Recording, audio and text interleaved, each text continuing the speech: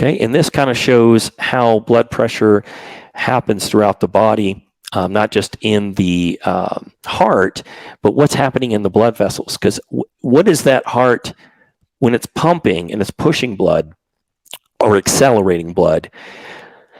What is it accelerating it through? Something narrow or something wide? Because if it's wide, it's going to be easy, right? This is what we want here.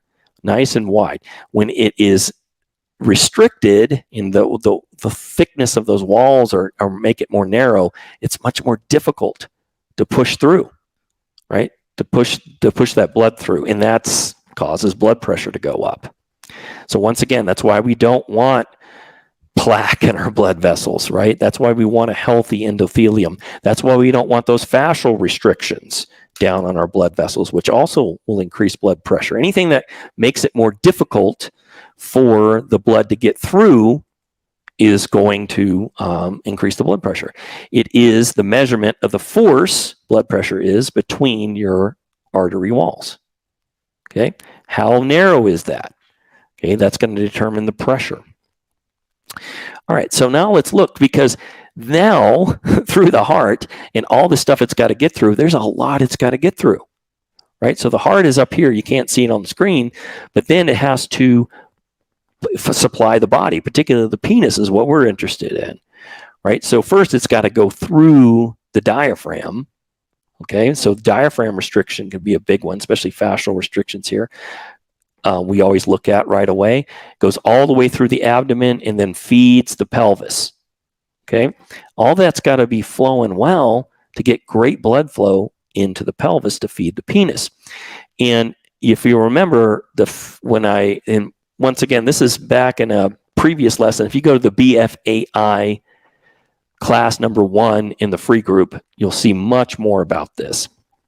But this is the deep fascial line, okay, showing the connective tissue that goes through the front part of the body. And this is one of the main lines when it comes to affecting our erections negatively or positively if it's loose and supple the way it should be. But if you see, it goes all into the pelvis, right? Even deep into here, the upper legs, and all in the abdomen. So any of these vessels coming through here can get constricted through this fascia. Okay, so it's very important that we release that fascia and keep it nice and supple so we can get great blood flow to the pelvis.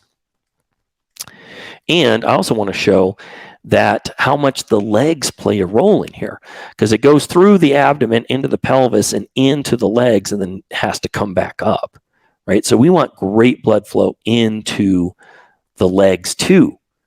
The abdomen, pelvis, and legs are really tied into our erection quality. In fact, you can even see from here how some of these vessels are coming off and feeding into the penis directly, right? From the leg, the front part of the leg.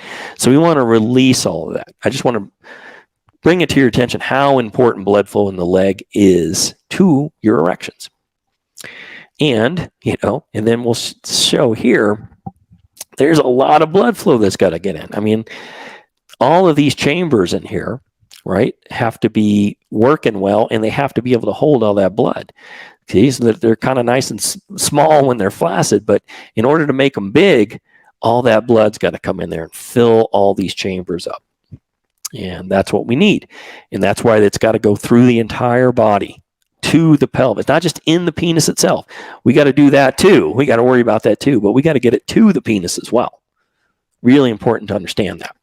Now, quickly, before I go to this slide, I want to just go back here real quick because I want to put this in context. Once again, we talked about the blood. See, the heart is connected to the blood vessel factors and the nervous system factors. So now I'm going to talk a little bit about the nervous system factors.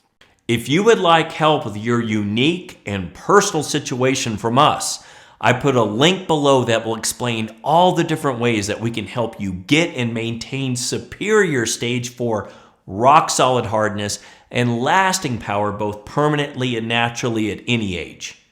Make sure you like and subscribe for more tips to attain elite level bedroom performance, and I will see you in the next one.